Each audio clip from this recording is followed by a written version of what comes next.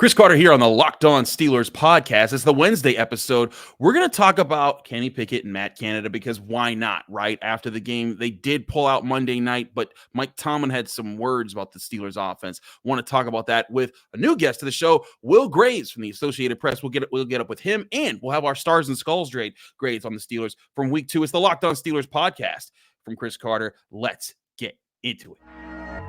You are Locked On Steelers, your daily Pittsburgh Steelers podcast, part of the Locked On Podcast Network, your team every day.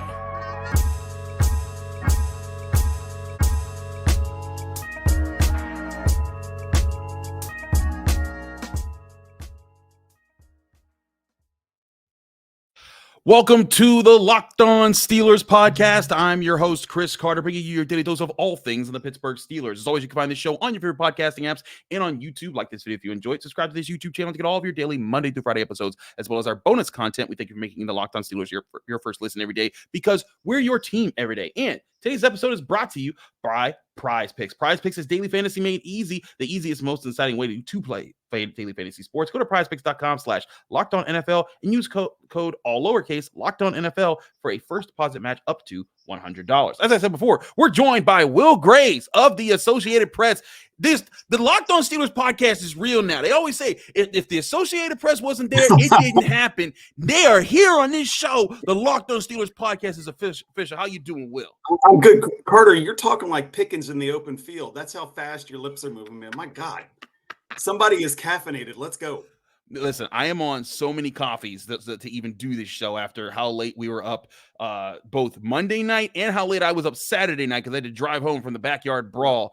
So I've had some 3 a.m. and 5 a.m. nights. But I want to talk with you, Will, about some of the things Mike Tomlin said about the offense and the coaching in general and what our outlook is for this offense. But to kick this off, Mike Tomlin, opening up, he straight up, without even being asked about it, talked about coaching. He included himself, but he talked about how the entire team has to start faster, has to plan better for what the other team schemes, and also addressed, when asked about it, the booing and the fire Matt Canada chants that were happening towards the end of the game when the Steelers offense looked inept at the end of the game, as they have so often under Matt Canada's tenure. Here was Mike Tomlin on his Tuesday press conference addressing those. Coaching, man, we got to coach better.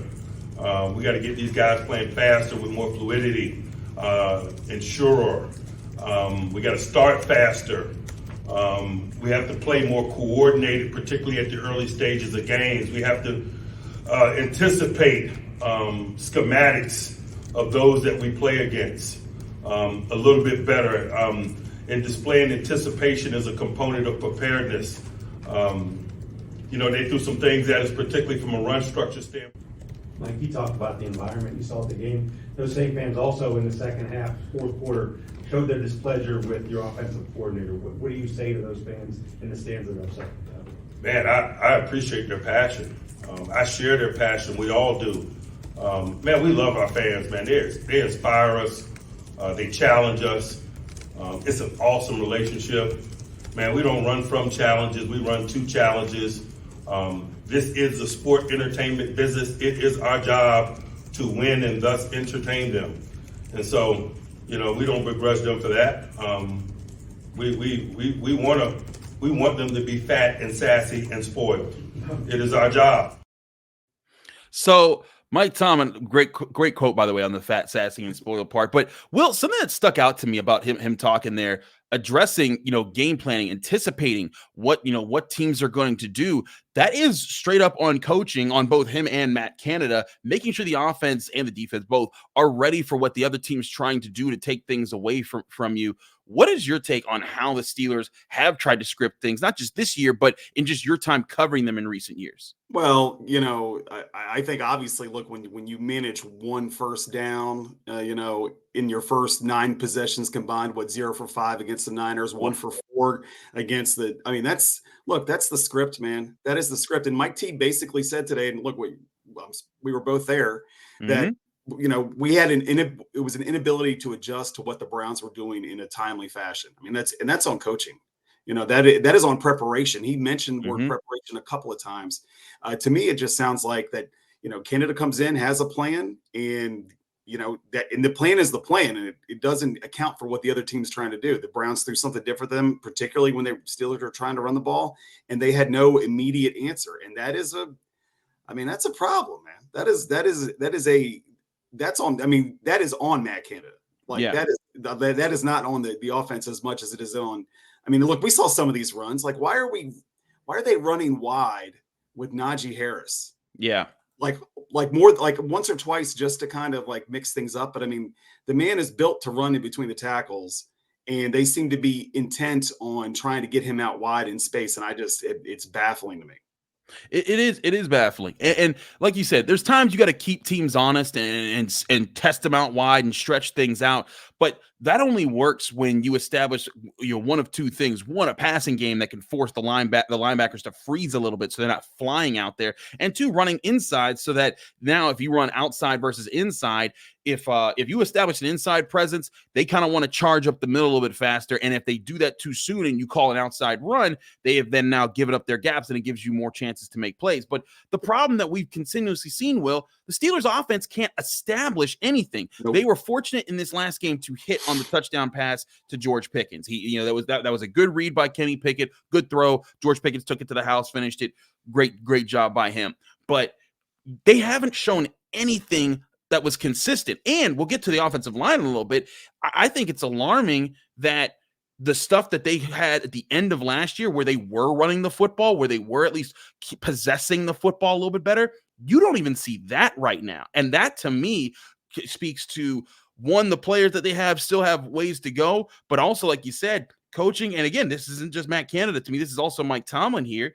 You have to be able to get these guys to find something solid to stand on so that you can build your offense forward. But until you do that, you're not going to be able to add any complicated plays or fancy plays that we see from like the Dolphins with Mike McDaniels and anything like that.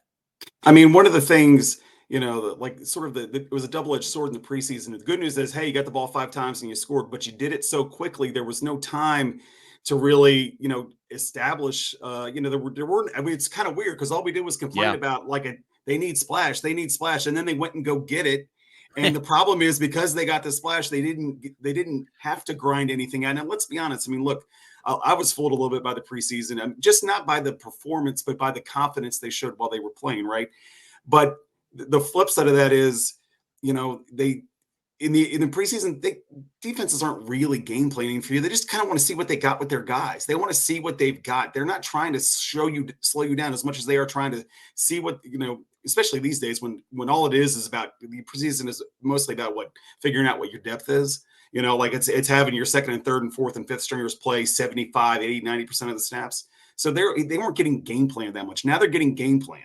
Okay. Yeah. And I think, so they're not going to be able to just march right down the field. And I think that it's a weird thing, because all we did was, complain about, gosh, man, these guys, it takes them 15 plays to score a drive. And then in preseason, they do them in 2, 3, 4, 5, 6 plays. And now they haven't had a chance. They haven't had to consistently convert 3rd and 5, 3rd and 7, 3rd and 2.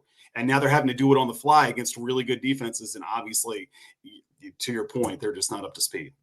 They're not up to speed. And there's even times, I think the mix is too, is that it's not all just on Matt Canada. Like there's times where I think Matt Canada, like in the first half, I thought there were more plays drawn up to be successful that just weren't executed. And that's not just by Kenny Pickett, but also the offensive line, missed opportunities across the board. But the bottom line is, again, if it's what Mike Tomlin or a lot of NFL people would call popcorn, if it's coming from different directions at all times, that's the sign of a bad unit. And that was something we saw a lot early last season. The question will be, Will, can this unit as a whole adjust so that becomes less of an issue, and they at least find an identity before we get to like mid-season, and then we're looking at, okay, where's this team record-wise? Because they survived against the Browns, and they may be fortunate if they're able to, they got the Raiders and the Texans, 2 teams that aren't that good right now. That doesn't mean that the Steelers should overlook them with the way how they're playing, but if they're able to get through these first few games and be 3-1 through 4 games, that would be a win and set them up for a good spot. But if they get through these games, win them, and they still don't have an offensive identity or any progress there, they're going to start to get smacked as they get to the middle part of the season and their schedule starts to intensify again. Yeah, no, I mean, look, I asked Mike T today, when you got so many young skill position players, that are expected to make a leap, and then they have this great success in the preseason, they get in the regular season, get punched in the mouth. Does that affect their confidence? And he said, yeah, of course it can. So, I mean, they need to find out who they are. The thing is that the problem is maybe they are better suited to just doing what they did the second half of last season. Maybe, the fans, the media, maybe we all were just like, well, look at that preseason. Now they're going to average 30 points a game, and it's going to be, the Killer Bees 2.0. And I think that obviously that has, that's not going to happen. But it's weird because of game circumstances, because of the inability to stay on the field. I mean, Najee Harris has 16 carries in 2 games. Like that's I don't care what their identity is. It's not that. It is not Najee. It is not Najee or Jaylen Warren, for that matter. We can talk about that in a little bit. Being minimized in the game plan. So it is can they get it together? Yes. I mean, I'm not from here. All right. I grew up in the DC suburbs in the 80s and the 90s. I rooted for the football team, won a bunch of Super Bowls when I was a very young man. Now I'm a very old man, and they have won nothing for 30 years. So I have a lot of respect for the Steelers. I think Mike Tomlin deserves the benefit of the doubt, because he does find a way every year to kind of, even in the bad years, to kind of get them back. But this is an important year for Matt Canada. Matt Canada is coaching for his job, and he's coaching for any future employment too. So look, I mean, this guy is heavily invested in figuring this out. The problem is when you get this deep into it. I mean, we're 36 games into the Matt Canada offensive coordinator era. And I mean, it has been a slog. It has been a real slog. And so, can they figure it out? Yes. But, I think I was optimistic that the gap had closed between them and the Kansas Cities and the Miamis and the Buffaloes of the world. I thought, well, maybe if they can score 27 points a game, they can get, they might be able to beat some of these guys. And that looks like a heavy, heavy ask at this point. Hey, they had 2 defensive touchdowns, and they still only scored 26. So that goes to show you there. I want to keep talking with Will about things. We got our Stars and Skulls race coming up. We want to focus on the offensive line as well, because they had a rough night despite the victory there. We'll get to all that on the other side of this first break here on the Locked On Steelers podcast. Your host, Chris Carter, here with Will Graves of the Associated Press. But first, I want to remind you, this show is also sponsored by eBay Motors. Our partners at eBay Motors have teamed up with our Locked On Fantasy Football show host, Vinny Iyer, to bring you some of the best fantasy picks each week, all season long. Whether you're prepping for a draft or scouting the waiver wire, every week they're going to provide you with guaranteed fits for your roster. So with this season underway, we want to look at the guaranteed fit for this week, and that's Ravens rookie wide receiver Zay Flowers. They had a fine week 1 before a modest week 2, but Flowers will go into full bloom while cruising to a big game on a weak Colts secondary at home in week 3. Flowers will be schemed open well as Baltimore's new look passing game continues to find more life with Lamar Jackson. So that's why Vinny tells you to go start Zay Flowers. With eBay's guaranteed fit, you go to 122 million parts and accessories for your vehicle right at your fingertips. You can make sure your ride stays running smoothly. Air filters, brakes, batteries, taillights, alternators, shock struts, you name it, eBay Motors has it. And they'll make sure it's the right fit for your car, because eBay's guaranteed fit helps you understand exactly what parts you need for your vehicle the first time. So go forth, switch gears, crank the AC, and say goodbye to sweating if your ride needs a little fixing up, because now you'll know you'll always be set up for success from the get-go. With eBay's guaranteed fit, everything your vehicle is calling for is just a click away. For the parts and accessories that fit your vehicle, just look for the green check. Get the right parts, the right fit, and the right prices at ebaymotors.com. Let's ride. eBay's guaranteed fit, only available to U.S. customers. Eligible items only. Exclusions apply.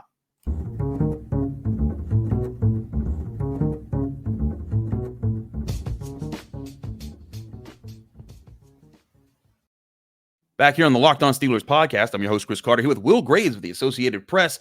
Will, we're getting to the grades segment of our show here. We'll do these for the next 2 segments in total. For those who need a reminder, we don't do traditional grades around here. We try to do the grades in our own unique way, and that involves the Stars and Skulls system that we have here. Now, for those who need a reminder, we have a pretty simple rubric. Stars are good, skulls are bad. If you have 1 star, you have a kind of a good play with like a decent day. 2 stars usually have like a great play with like a good day along with it. 3 stars is like an all-time and elite performance. And on the flip side, 1 skull means you just had a bad play without really redeeming yourself. Two skulls mean you had a bad game as a whole. 3 skulls, all time terrible. We've got a few of those this game as well. And in fact, let's lead off with our skulls in this one. And we'll finish in the next segment with our stars as far as who was the best here, because we kind of talked about that more on our Tuesday show. But I'll lead off with our 3 skulls here, and 3 guys that I point to that I think had some of the worst days here were Levi Wallace, Mason Cole, and Gunnar Olszewski. Levi Wallace, yet again, was the guy who, when the run was cut back his way, he gave up his gap, gave up the big score, and he was picked on consistently throughout the game. And to me, that made it really rough to look at him and say anything other than, man, he's a major liability at this point. Will, there's a lot of people after this game focusing on Levi Wallace and saying, why isn't Joey Porter Jr. getting more snaps? Mike Tomlin seemed to, be kind of here and there and kind of not trying to say what's going to happen there. Do you get the sense that Porter is getting closer to maybe taking a starting role? Well, I think he's certainly, the confidence, the coaching staff's confidence in JPJ is rising. You can see with each performance, and obviously look at the way his teammates reacted. When he made an impactful plays last night with Wallace. Like the part as a coach that would frustrate me is on the big run. He basically made a business decision once he was about 5 to 7 yards behind. He was like, Minka's chasing him. Pat's chasing him. I'm good. He made a business decision. That's an effort thing. Like I can forgive techniques or, he lost his contain on that play that, quarterbacks are going to get burned sometimes, but that, from an effort standpoint, surprising because I hadn't really seen that from him before. But that was very, very curious and not a great look, especially when they basically drafted the guy that's going to replace you sooner or later. And when you play like that, it turns into sooner rather than later.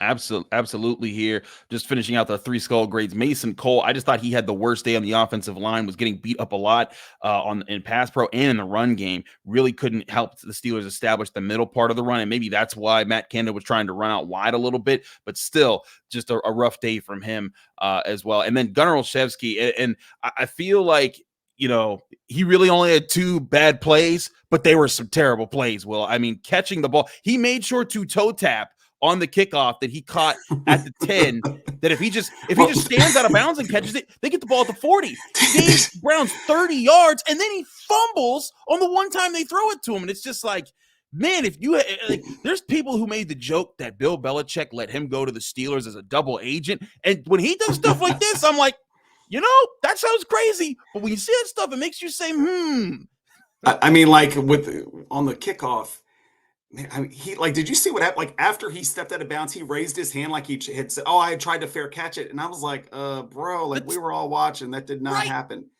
That was, look, he's a smart guy. And the guys, I have a ton of respect for guys his size that make it in the league, right?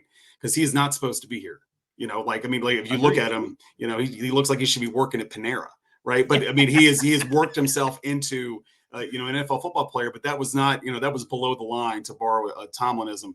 And look, guys, he got hit hard, went the protocol and fumbled. Like, I'm not going to, guys get hit hard all the time and fumble, but man, it just, when you can't back it, when you back up 2 plays like that. And I appreciate, Mike T was asked about it and he said, I didn't ask him for an explanation because I didn't want to hear excuses. And, as a guy who spent 7 years coaching Little League baseball players, I am with him on that.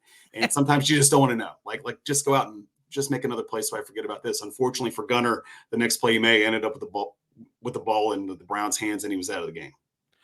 Our 2 skull players I graded in this game, Dan Moore Jr., Isaac Seumalo, Isaiah Loudermilk. We'll get to our 1 skull players in a second here. But the theme that we'll see, and I'll give a little spoiler here, the other 2 starters, Chukwuka Okorafor and James Daniels, they got 1 skull grades. But the entire offensive line getting skulls this week here, Will. It goes back to what I was hinting towards in the first segment. This looks like a regressed offensive line. And not that they were dominant at the end of last season, but they look like they've lost all of the, as Mike Tomlin put it, mojo, that even the preseason is one thing, but this offensive line was blocking people at the end of last season and blocking the Browns, blocking the Ravens, teams that had talent up front. And now it's like, well, forget all those lessons. We're going to have to start all over again. And is that something that's alarming to you, that like maybe this is a bigger problem, or do you see this group as a group that can kind of mold itself and fix things as the year goes along? I mean, the interesting thing, Chris, is, and we've all done this. I mean, I spent the last 6 months saying, well, look at the Steelers. They're building like this big physical offensive line. They got Seumalo, they drafted Broderick. They're going to be the yin to the yang of the Chiefs. They're going to try to pound people into submission. They're trying to win games 24-17. They're going to try to win at the line of scrimmage. That's what Andy Weidl did when he got to Philly. That's their thing. That's how they got great. And I mean, the early returns have not been what we expected. I mean, I think, look, two really, really good defensive lines, like elite defensive lines they played. So like, they're not going to play guys with literally potential Hall of Famers on the defensive line every week. That being said, we're talking about the identity like a little bit ago. Yeah. It's hard to establish an identity when you don't have time or you don't have holes, right? I mean, right. And so it's on them as much as it is Kenny and Najee and the skill position players. So, regress is not, it's a little early to say regress, but it's certainly disappointing for sure through 2 weeks. Now for our one skull grades, this is kind of a mixed bag of different positions. I gave one skull grades to Shannon Sullivan, who gave up 4 receptions on 4 targets. DeMarvin Leal, who did have a sack, and he looked good on that, but I thought that he was one of the bigger culprits in the Steelers' problems in the run game. James Daniels, who I mentioned earlier. Patrick Peterson, just gotten beaten a couple times. Not terribly, but I don't think he ever really redeemed himself with some of the plays there. Quan Alexander, who didn't look all that terrible, but also in the times when the run was breaking loose, I saw him being slower to the ball than, say, a Landon Roberts. So I gave a neutral grade in this game because he did have that big hit, but he also had some missed tackles that I was like, that didn't look great, but he was at least balanced. Quan Alexander, outside of letting Deshaun Watson throw him by his face mask, I didn't see him make a huge play in this game. Chuks Okorafor, but I also gave Kenny Pickett a 1 skull grade in this game because I do believe that when I'm looking back at it and the opportunities that were in front of him, the first half, I thought that there was a lot more missed things. In the second half, I do think he was kind of schemed into a bad situation more often than not there by Matt Canada. So I was kind of more lenient on him with my 1 skull, as well as Keanu Benton. I threw in the 1 skull territory. He wasn't terrible, but there were some plays that I think he could have had back that he did better there. Will, am I being too lenient on Kenny Pickett? I'm a person, I put it out there, like when he messes up, I'm like, hey, this is on him. He's got to be better. But like when I looked at this game, I was kind of like, there were times, yes, he did need to be better, and he wasn't good in this game. But I felt like there was at least like a sense, like you were saying, the offensive line wasn't protecting him consistently. It was tough for him to set anything up, and it just made it tough for him to kind of get his footing in this game. Yeah, but his decision making, which is supposed to be one of his strengths, was not. It was not good. It was not at the level that it needs to be, right? If you want to be a good football team, right? And he seems intent. Every time he goes to his left and tries to throw, it's just it's not a strength of his. I mean, and I would see that. I'm sitting next to Jim Wexel, and Jim's going, "Oh my God, he's going left. He's going left. This is going to be a disaster." Mm-hmm. And it was a disaster. It was an incompletion, a poorly thrown ball. The one play that sort of sticks out to me. Pickens was up on the left. He ran like, what you call it, maybe a skinny post or whatever. And Kenny threw the ball before he turned, threw it behind him, and threw it 100,000 miles an hour. Yeah. And I mean, he was NFL open. Okay. He was not college open. And we've talked to Kenny about this, all summer, and Kenny said, look, I know the difference between college open and NFL open, but he seemed to be forcing things a little bit, pressing, and look, 15 for 30. There's a lot of that going on in Acrisure Stadium this fall by the home team quarterbacks.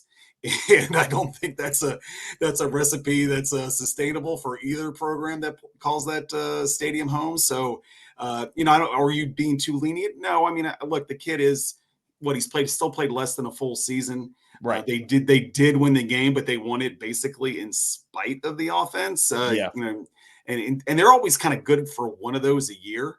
And I thought it might have been last week, and that's why I picked them to win last week, because they did it in Buffalo. And TJ stole the game in Buffalo in 21. Right. TJ stole the defense, I should say, stole the game in Cincinnati last year. So I guess it happened in week 2 instead of week 1. But yeah, Kenny needs to be one of the reasons they win going forward for sure.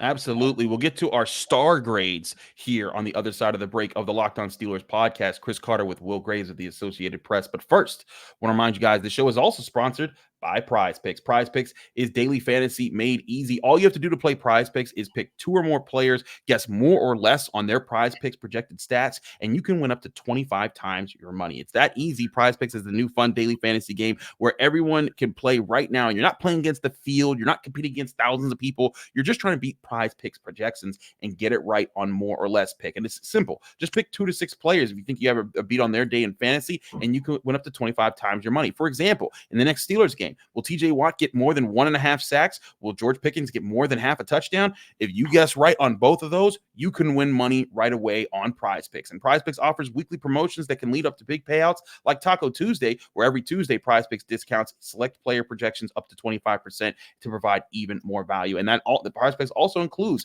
an NBA, MLB, NHL, and college sports. So get on PrizePicks right now. Download the PrizePicks app or go to PrizePicks.com to sign up and play daily fantasy sports. And when you go to PrizePicks.com, go to PrizePicks.com/LockedOnNFL. And when you do, use the code LockedOnNFL, all capital letters, all one word, for a first deposit match up to $100. That's PrizePicks.com/LockedOnNFL, code LockedOnNFL for a first deposit match up to $100.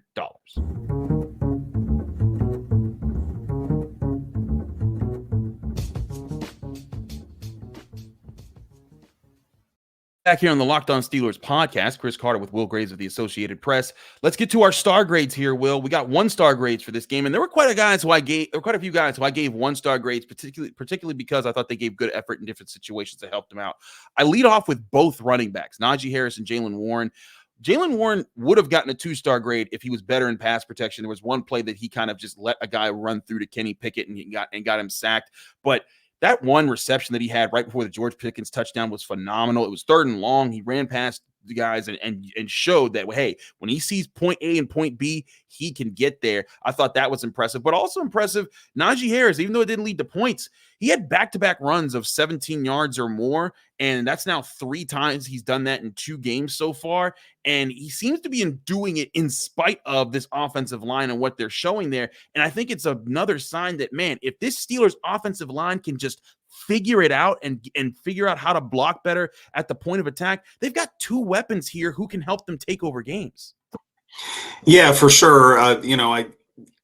It's funny. I had a stat in a story I wrote after the game that, if you take out the 24 yarder against the Niners and the 21 yarder against the Browns, Najee's average is about 2 yards a carry, right? So I think that, and they're for a bell cow, that needs to be better than that, right? Mm-hmm. So, but as we mentioned earlier, it's about opportunity. Jaylen is making a pretty compelling case. I mean, when people want to know why running backs, aren't getting $25 million contracts, because here's a UDFA who at times is just as effective as your first rounder, if not more effective, right? So, and you're right, Jaylen. I mean, I think that play was with that 3rd down conversion where he basically got the last 5 yards on his own, and then the next was it a couple plays. Was it the next play? It was a couple plays later. I mean, and he was in the backfield lined up next to Kenny. It was a little RPO, little fake handoff, and the linebackers went like this, and Pickens went right by him, right? Yep. Does that happen if Najee's in the game? I don't know. I don't know. I mean, it probably does. To be fair, it probably does. But it's all about perception too, right? So right. I expect Najee. He's a 1st-round pick. It's his 3rd year. He's supposed to be. This is his prime. You need more than 74 yards in 2 games. Some of that's opportunity, as we chatted about. But man, it is when the gap between your 1st-rounder and UDFA is narrow, it's not great. I agree that that is an issue for sure. Other 1-star grades here. Minkah Fitzpatrick, he had a breakup, and really his almost interception led to Alex Highsmith's pick 6, and he also had some key tackles in the game. So I give him a 1-star grade because he didn't have too many other points of production, but still produced there. Calvin Austin with an impressive catch on Denzel Ward, as well as some good special team returns. I also gave 1 stars to both Keanu Neal and DeMonte KZ because when Minkah Fitzpatrick went down in this game, both of them stepped up and weren't liabilities in coverage, which was a big step up from where they were last week against the Niners, as was Elijah Riley, who came in. He even had a sack on Deshaun Watson and showed why the Steelers were so excited to keep him on their roster out of training camp. Other guys who I gave 1-star grades, Armin Watts, who only played a few snaps, but he pressured Deshaun Watson. He helped against the run. I thought he kind of showed, hey, maybe he needs a few more looks. Montravius Adams, who, if it wasn't for his forced fumble, he wouldn't be here, but his forced fumble on the 4th down was a huge turning point for the game. So I gave him that. Nick Herbig, who, even though didn't show up huge on the stat list, also was a guy who got face masked by Deshaun Watson and blew up some blockers in this game to make a difference. Him and Joey Porter Jr., who had a 3rd down breakup and was the in coverage at the end of the game on the 4th down play. I gave both of them a star, and Marcus Golden, who also got a sack on Deshaun Watson. Will, I want to ask you about Joey Porter Jr. again. We're seeing him make plays, but like, are the Steelers getting in their own way by not letting him just get more chances because they're hoping for Levi Wallace, who was decent last year? He wasn't great, but he was reliable last year. In these first 2 games, he's been anything but. Well, I think, first of all, it's encouraging when you got so many young guys having positive impacts on the game, as you outlined. I mean, from Herbig to JPJ to Calvin Austin to some of these other guys. I mean, that's a good thing. If you're good players, if your young players are making positive impacts on the game, quarterback is such a tough position in the NFL. Yeah. Joey's coming in with look, the name Porter means something here. And he played at Penn State. I mean, it's sort of like the same thing with Kenny, right? I mean, the good news is he's got a lot of goodwill, but the flip side of that is a lot of high expectations come along with that. So I'm okay with them easing him in. We just can't get to a situation where he's out playing Wallace on a regular basis and still seeing 15, 20 snaps.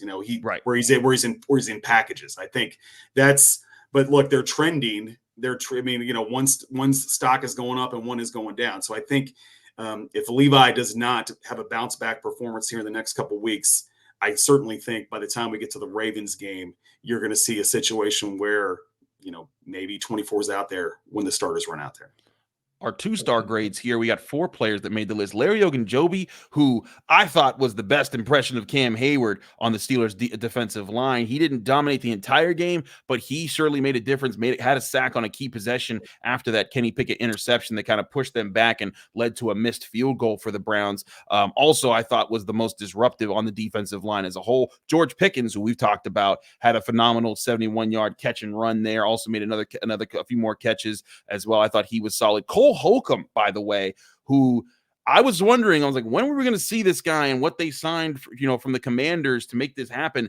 Then he, on a key 3rd down, he forces a hold at the key point of attack, which pushes the series back. And then that leads to another sequence of plays that eventually he forces a fumble that gets the Steelers a key turnover, which set up the eventual field position after a good Presley Harvin punt. We'll get to him in a bit.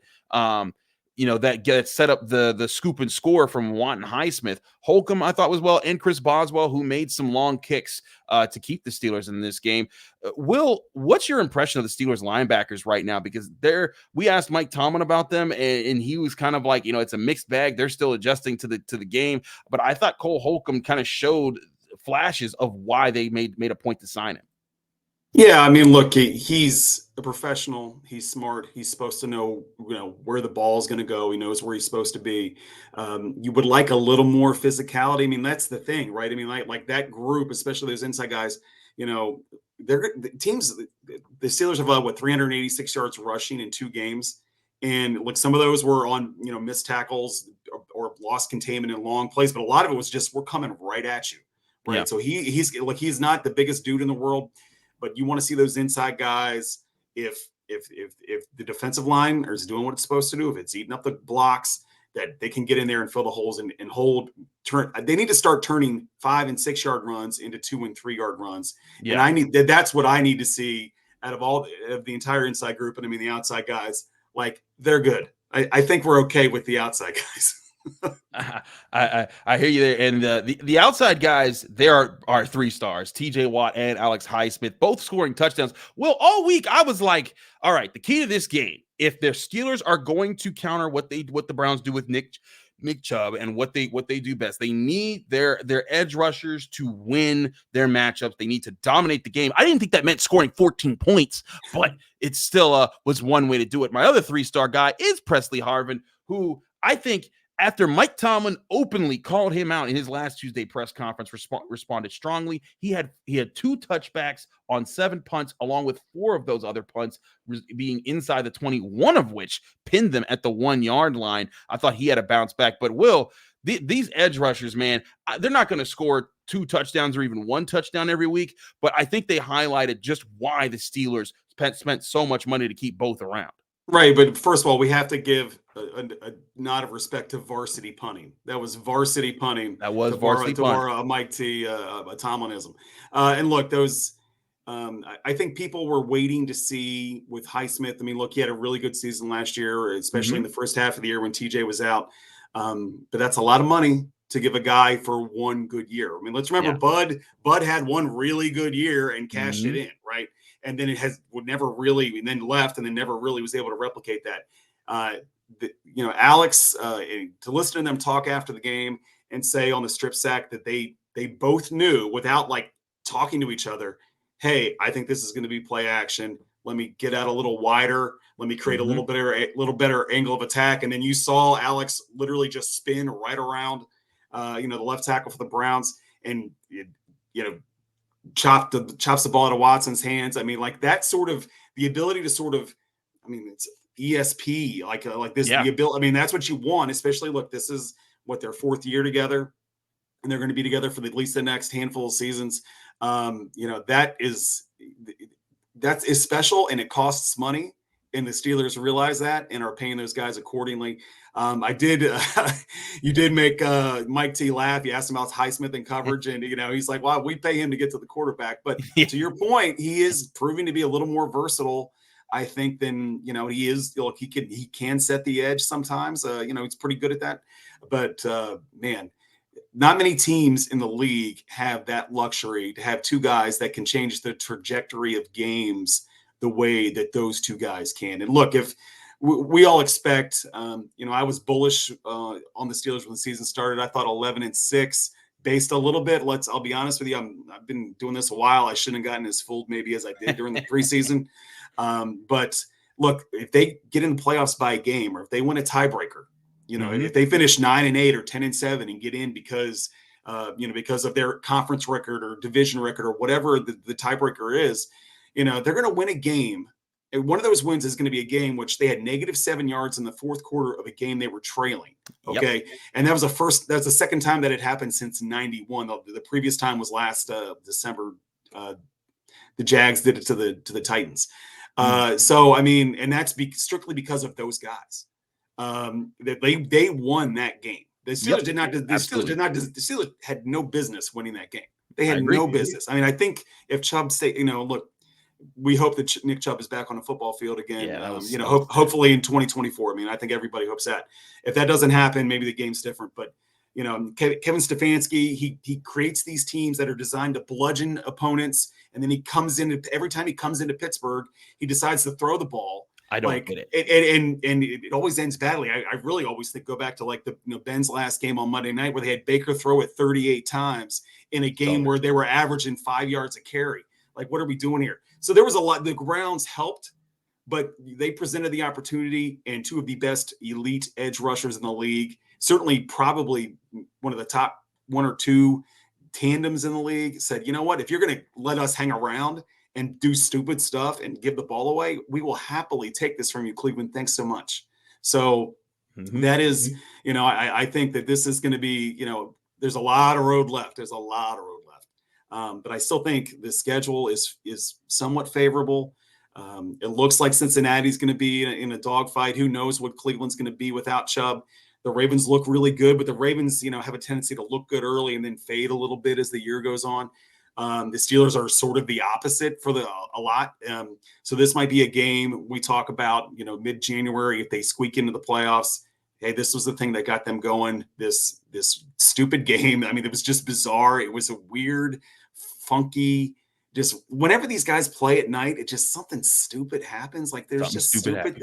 I mean, and but look, when it happens in Pittsburgh, outside of the playoff game, the Steelers find a way. So not ugly, a lot to work on. Certainly, I don't think at the moment they're any closer to the teams they're trying to chase, but I'd rather not be any closer from a visual standpoint, but in the standings, you're 1-1 instead of 0-2. So, lucky, but cannot afford, the next two should be not gimmies, but they should be games that if they just don't turn the ball over, they should win.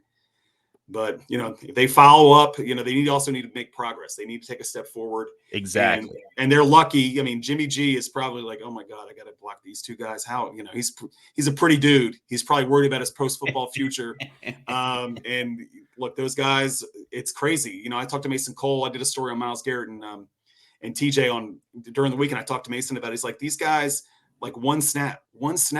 You could have 69 great snaps against these guys, and you have one bad snap, and the game is over. And that is essentially what happened last night. That's what the Steelers edge rushers did in taking advantage of the game. But again, that's why you pay those guys to stick around. If that's Nick Herbig, he might make some plays, but he doesn't have that connection, like you said, about Highsmith and Watt knowing when and where and how to counteract with each other to what the Browns were trying to do in that situation. And like you said, the Steelers it may have been a sloppy game. They may not have actually been the better team for most of it, but they found a way to win. They got out of there. They're 1-1, tied with the Browns with a tiebreaker in their hands, one game behind the Ravens, and a lot of the season with a young roster to get much better throughout it. We'll see how they do as the season continues. He's Will Graves of the Associated Press. Will, thanks so much for joining us here on the Locked On Steelers podcast. Let people know they can find you, follow you, and get more of your work.